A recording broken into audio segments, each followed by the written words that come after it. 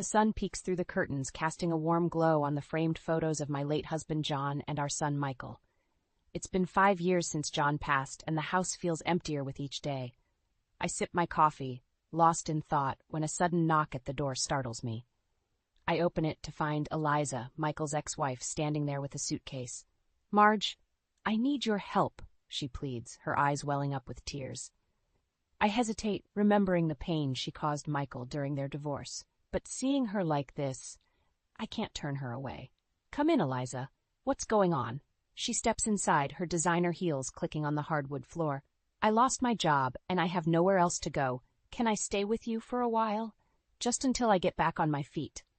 Something about her story doesn't sit right with me, but I nod. "Of course, your family. You can stay in the guest room." Eliza hugs me, her expensive perfume overwhelming my senses. "Thank you, Marge. You're a lifesaver."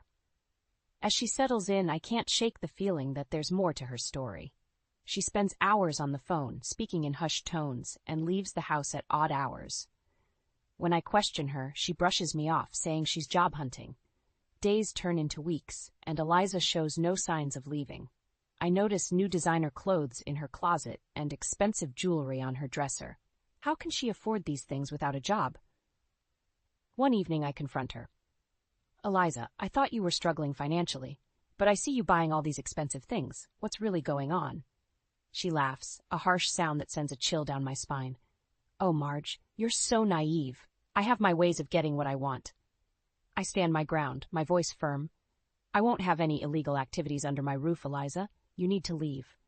Her eyes narrow, and she steps closer, her voice low and threatening. "You can't kick me out, Marge. I'm family, and if you try, I'll make your life a living hell." Fear grips my heart, but I refuse to let her see it. "Get out of my house, Eliza. Now." She grabs her purse and storms out, slamming the door behind her. I sink into a chair, my hands shaking. What have I gotten myself into? That night I lay awake, my mind racing. I know Eliza won't give up easily. She's always been manipulative, even when she was married to Michael. I need to find a way to protect myself and my home.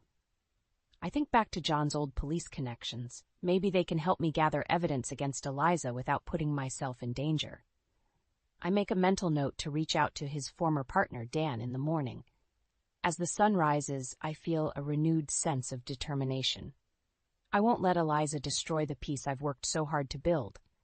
I'll fight back, no matter what it takes.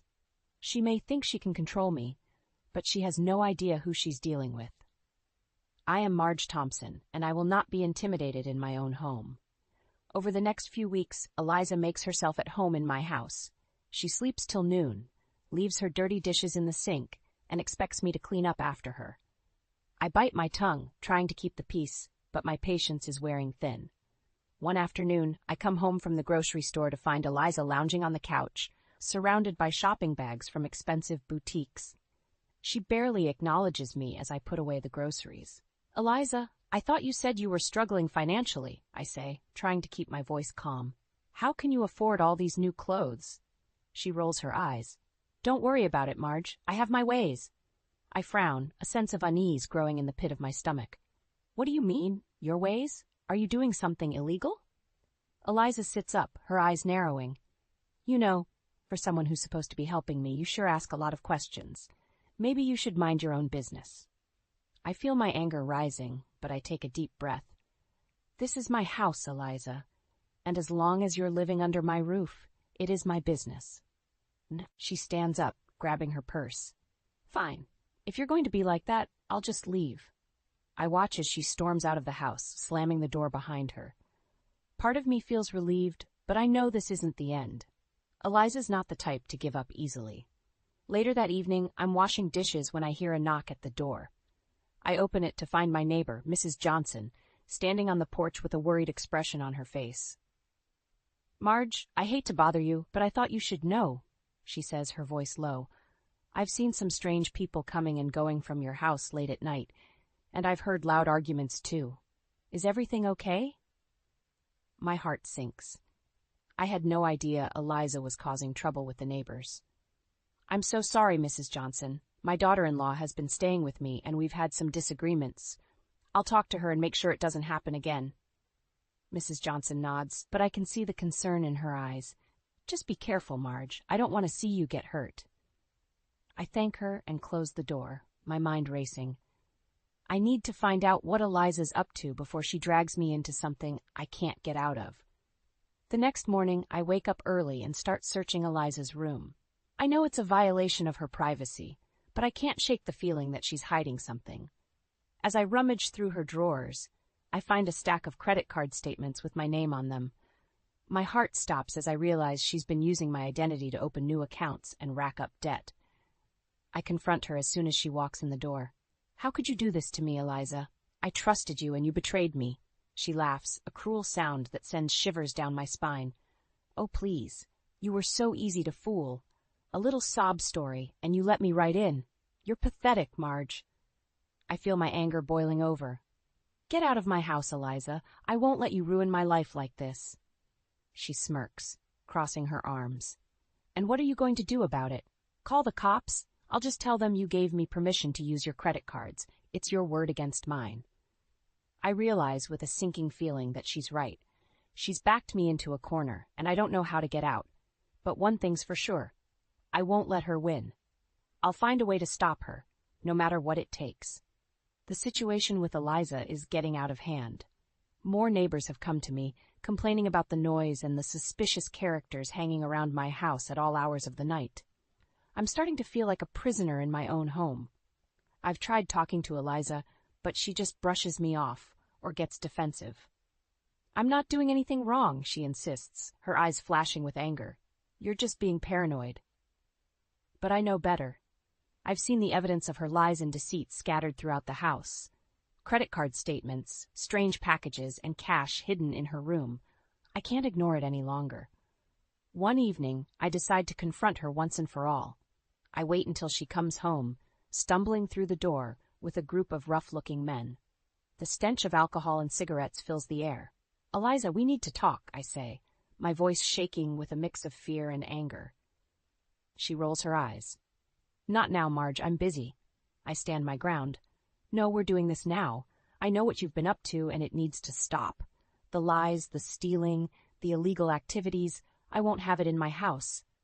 Eliza's face twists into a sneer. You don't know anything, you old hag. You're just jealous because I'm living my life while you're stuck in this boring, empty house. Her words cut deep, but I refuse to let her see how much they hurt. This is your last chance, Eliza. Either you clean up your act, or you get out. I won't let you destroy everything I've built. She laughs, a harsh, grating sound. You can't kick me out. I have nowhere else to go. And if you try, I'll make sure everyone knows what a horrible person you are. I'll tell them how you mistreated me, how you're just a bitter old woman who can't stand to see anyone else happy. I feel my anger rising, but I force myself to stay calm. I'm not afraid of you, Eliza. I've dealt with worse than you in my life, and I won't let you bully me in my own home. She steps closer, her face inches from mine. We'll see about that. You have no idea what I'm capable of. With that, she turns and storms out of the room, leaving me shaking with rage and fear. I know I can't let her win, but I'm not sure how to stop her. The next day, I find my tires slashed and my mailbox smashed.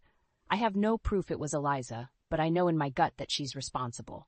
She's trying to intimidate me, to make me back down. But I won't give in. I've faced tougher challenges in my life, and I've always come out stronger. I start documenting everything, keeping a record of Eliza's actions and the damage she's causing. I know I'll need evidence if I want to get her out of my life for good. Late one night, I hear Eliza arguing with someone on the phone. She's yelling, her voice filled with anger and frustration. I creep closer, trying to make out what she's saying. I don't care what it takes, she hisses. I want that money, and I want it now. And if you don't get it for me, I'll make sure you regret it. My heart races as I realize the extent of her crimes. She's not just stealing from me. She's involved in something much bigger and more dangerous. I know I can't handle this on my own anymore. I need help, and I need it fast. With a heavy heart, I pick up the phone and dial the number of an old friend, someone I know I can trust. It's time to take action, before it's too late. I wait anxiously for Dan, my late husband's former partner, to arrive. When I hear the knock on the door, I rush to answer it, relief washing over me as I see his familiar face. "Marge, what's going on?" he asks, concern etched in his features. "You sounded upset on the phone." I usher him inside, glancing around to make sure Eliza isn't home. "It's my daughter-in-law, Eliza. She's been staying with me, and I think she's involved in something illegal." Dan's eyes narrow. "What makes you say that?" I take a deep breath and begin to explain everything. The late-night visitors, the overheard phone conversations, the evidence of theft and fraud. Dan listens intently, his face growing more serious with each revelation. "Marge, this is serious," he says when I finish. "If what you're saying is true, Eliza could be looking at some heavy charges. We need to gather more evidence and build a solid case against her." I nod, feeling a mix of relief and apprehension. "I'm scared, Dan. She's made threats against me, and I don't know what she's capable of." He places a reassuring hand on my shoulder. "Don't worry, Marge. I won't let anything happen to you. We'll get to the bottom of this, I promise." Just then, the front door slams open, and Eliza storms in, her face twisted with rage. "What the hell is going on here?" she demands, her eyes darting between me and Dan. I stand up, trying to keep my voice steady. "Eliza, this is Dan. He's here to help me deal with the situation you've gotten us into." She scoffs, rolling her eyes. "I don't need any help, especially not from some washed-up ex-cop. This is none of your business, so why don't you both just stay out of it?" Dan steps forward, his voice calm but firm. "I'm afraid it is our business, Eliza. Marge has evidence of your illegal activities, and we can't just ignore that. It's time to come clean and face the consequences of your actions." Eliza's face turns red, and she clenches her fists. "You have no idea what you're talking about. I'm not doing anything wrong, and you can't prove otherwise." I shake my head, feeling a surge of anger. "Stop lying, Eliza. I know about the stolen credit cards, the fraudulent charges, the shady deals. It all ends now." She takes a step towards me, her eyes blazing with fury. "You think you can just kick me out and ruin my life? I won't let that happen. I'll make you pay for this, Marge. You'll regret ever crossing me." Dan moves between us, his hand on his hip where I know he keeps his gun. "That's enough, Eliza. I won't let you threaten Marge any longer. You have two choices. Either you leave now and never come back, or we call the police and let them handle it." For a moment, Eliza looks like she might lunge at him, her face contorted with rage. But then she seems to think better of it, taking a step back and grabbing her purse. "Fine, I'll go. But this isn't over, Marge. You'll see. You can't get rid of me that easily." With that, she storms out of the house, slamming the door behind her. I collapse onto the couch, my hands shaking with adrenaline and fear. Dan sits down beside me, his voice gentle. "You did the right thing, Marge. I know it wasn't easy, but you stood up for yourself and for what's right. We'll make sure Eliza pays for what she's done." I nod, feeling a glimmer of hope amidst the chaos. "Thank you, Dan. I couldn't have done this without you." He smiles, patting my hand. "That's what friends are for, Marge. We'll get through this together, no matter what." The next few days are tense, with no sign of Eliza. I can't help but feel like the calm before the storm, knowing that she's out there somewhere, plotting her next move. I try to go about my daily routine, but I'm constantly on edge, jumping at every noise and shadow. Dan checks in on me regularly, offering his support and reassurance, but even his presence can't fully ease my fears. Late one night, I'm startled awake by the sound of shattering glass. I bolt up in bed, my heart pounding in my chest. I grab the baseball bat I've started keeping by my bedside and creep down the stairs, my hands shaking. As I round the corner into the living room, I see a figure standing by the broken window, silhouetted against the moonlight. I flip on the light switch, and my blood runs cold as I recognize Eliza's face, twisted with rage. "What are you doing here?" I demand, my voice trembling. "I thought I made it clear that you're not welcome in my home anymore." She laughs, a harsh, grating sound that sends shivers down my spine. "You really thought you could get rid of me that easily? I told you, Marge, you can't win against me. I always get what I want, one way or another." I grip the baseball bat tighter, trying to steady my nerves. "I'm not afraid of you, Eliza. I won't let you intimidate me anymore." She takes a step towards me, her eyes glinting with malice. "Oh, but you should be afraid, Marge. You have no idea what I'm capable of. I've ruined people's lives before, and I won't hesitate to do it again." I feel a surge of anger, fueled by the months of fear and frustration. "I won't let you destroy my life, Eliza. I've worked too hard to build it, and I won't let you take it away from me." She lunges at me, her hands outstretched like claws. I swing the bat, feeling it connect with her shoulder with a sickening thud. She cries out in pain, stumbling backwards. "You bitch!" she screams, clutching her arm. "You'll pay for that!" I stand my ground, holding the bat in front of me like a shield. "No, Eliza, you'll pay for what you've done. I've given you every chance to change, to make things right, but you've thrown it all away. Now you'll face the consequences of your actions." She glares at me, her eyes filled with hatred. "This isn't over, Marge. I'll make you regret the day you ever crossed me." With that, she turns and flees out the broken window, disappearing into the night. I sink to the floor, my legs giving out beneath me as the adrenaline fades. I know that this is only the beginning, that Eliza won't give up until she's had her revenge. But I also know that I'm not alone in this fight. I have Dan, and the evidence we've gathered, and the strength of my own convictions. I pick up the phone and dial Dan's number, my hands still shaking. "She was here," I say when he answers, my voice hoarse with emotion. "Eliza broke into my house. I think it's time to take this to the police." Dan arrives within minutes, his face grim as he surveys the damage. "You did the right thing, Marge. We have enough evidence to put Eliza away for a long time. She won't be able to hurt you anymore." I nod, feeling a mix of relief and sadness.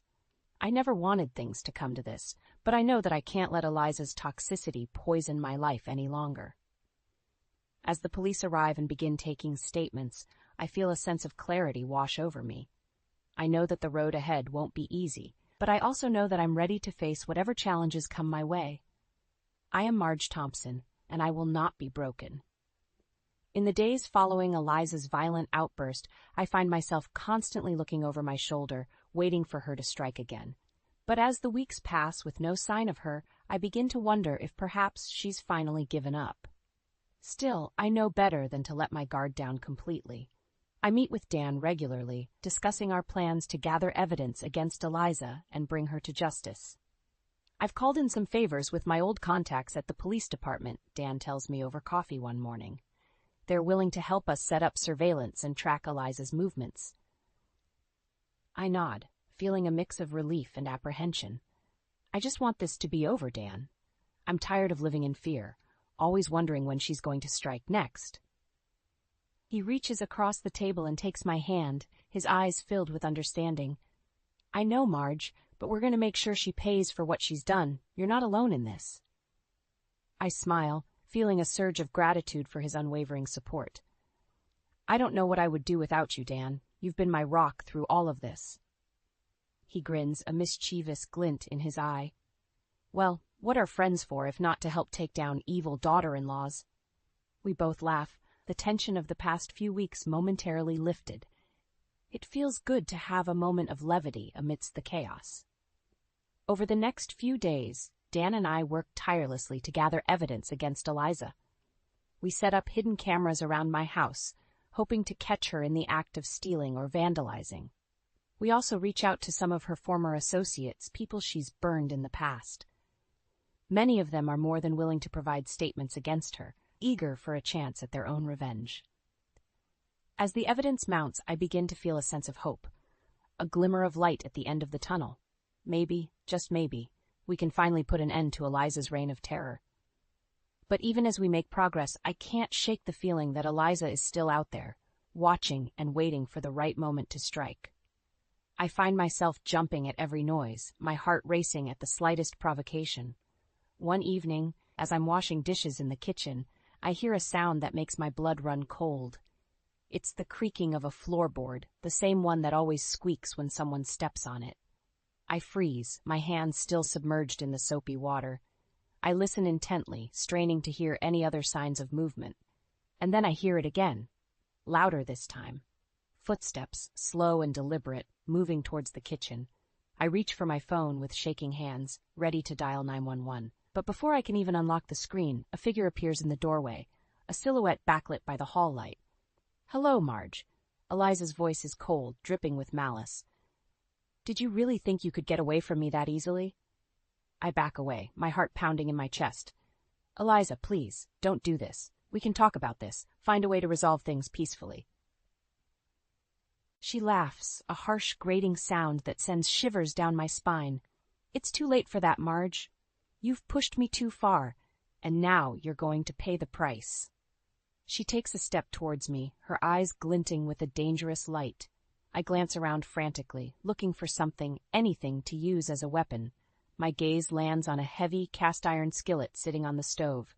I lunge for it, my fingers closing around the handle just as Eliza reaches for me.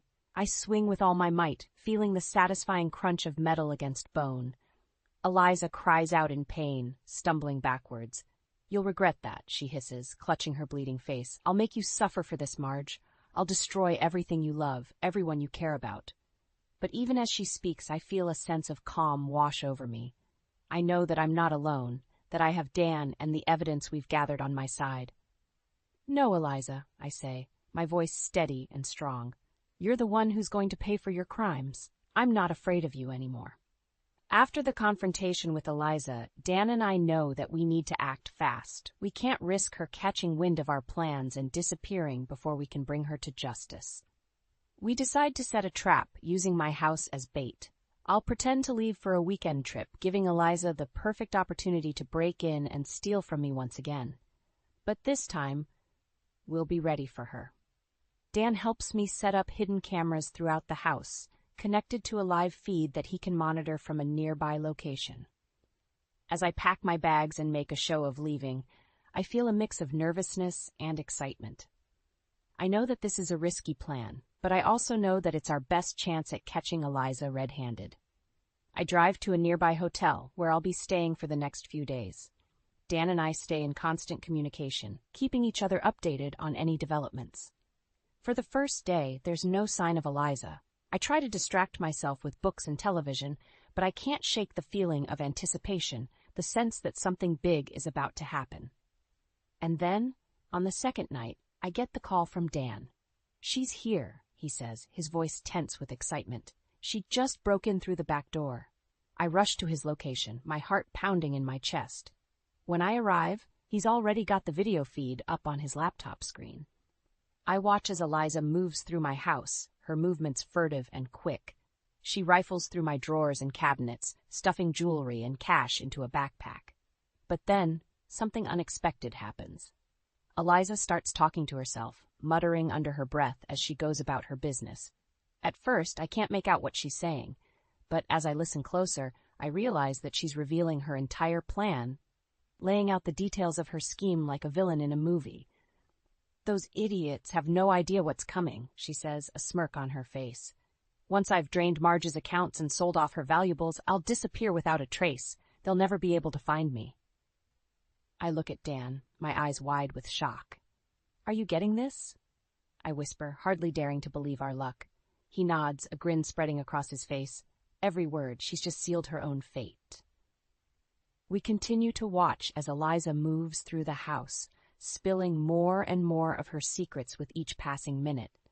She brags about the people she's exploited, the lives she's ruined without a second thought. And then, just when I think it can't get any better, Eliza starts talking about her next target.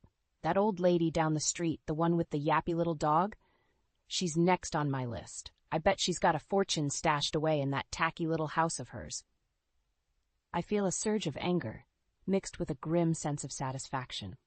Eliza has no idea that she's just given us everything we need to put her away for good. As she finishes up her raid and slips out the back door, Dan is already on the phone with the police. We've got her, he says, his voice filled with triumph. We've got all the evidence we need. I sink back in my chair, feeling a rush of relief wash over me. It's finally over. After months of fear and uncertainty, I can finally see a light at the end of the tunnel.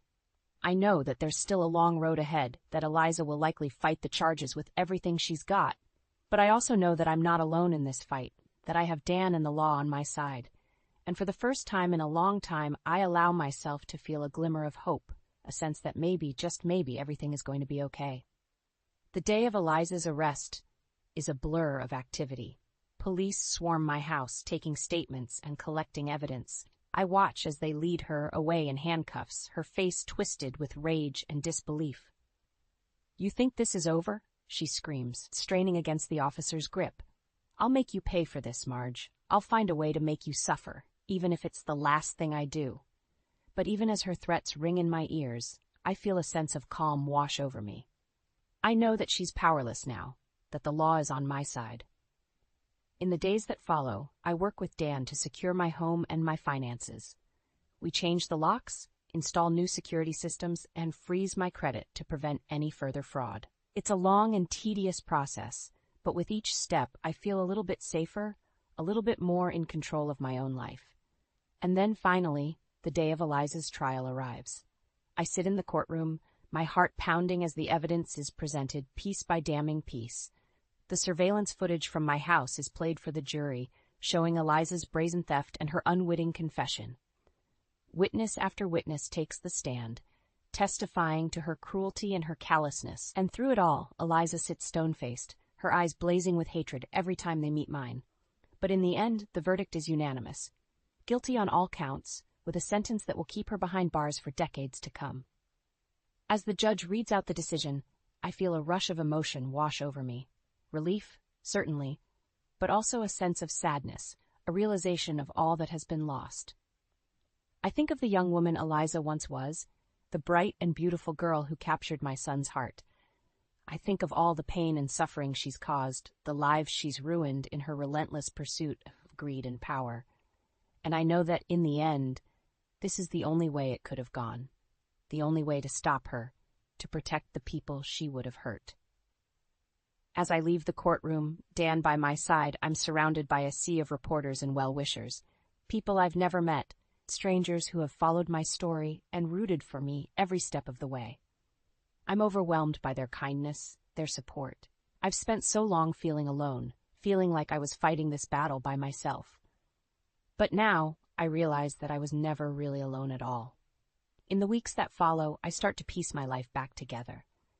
I reconnect with old friends, I take up new hobbies, I learn to find joy in the simple things again. And through it all, I carry with me the lessons I've learned, the strength I've found within myself. I know now that I am capable of standing up for myself, of fighting for what's right, no matter how hard it may be.